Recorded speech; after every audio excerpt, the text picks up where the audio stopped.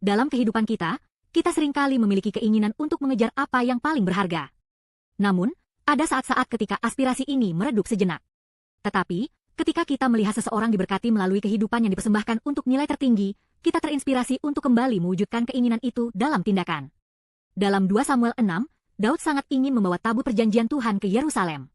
Tabut, sebuah benda suci yang melambangkan kehadiran Tuhan, memiliki nilai tertinggi. Daud mencoba memindahkan tabut, tetapi rencana pertamanya gagal, dan tabut ditinggalkan di rumah Obed-Edom. Keluarga itu menghormati tabut sebagai nilai tertinggi dan, yang menakjubkan, menerima berkat besar hanya dalam 3 bulan. Mendengar hal ini, Daud dipenuhi dengan hasrat baru untuk membawa tabut ke Yerusalem, berharap seluruh bangsa akan diberkati.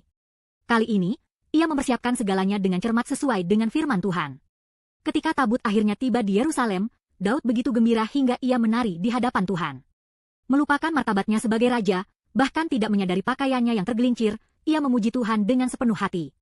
Ini adalah tindakan penyembahan tertinggi yang dipersembahkan kepada Tuhan. Namun, Michal mengejek tindakan Daud. Ia berpikir bahwa Daud telah kehilangan martabatnya sebagai raja. Bagi Michal, standar dunia dan pendapat orang lain lebih penting. Tetapi Daud berbeda. Ia memilih untuk menyenangkan Tuhan daripada mempedulikan kritik manusia. Hasratnya adalah menghormati Tuhan sebagai nilai tertinggi. Yesus juga menjadikan menyenangkan Bapa sebagai nilai tertingginya. Dalam segala yang ia lakukan, ia menyatakan kehendak Bapa. Namun, dunia mengkritiknya dan bahkan menyalibkannya. Mengapa Yesus menanggung penderitaan seperti itu? Agar kita semua dapat dibebaskan dari hukuman dosa dan menyembah Tuhan dengan bebas. Melalui pengorbanannya, kita kini dapat berdiri di hadapan Tuhan dengan hati yang bersih. Mengikuti Tuhan terkadang dapat bertentangan dengan cara-cara dunia.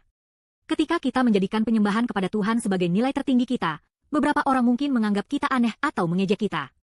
Namun, seperti Daud, mereka yang hidup sebagai saksi nilai ini akan menang meskipun menghadapi kritik.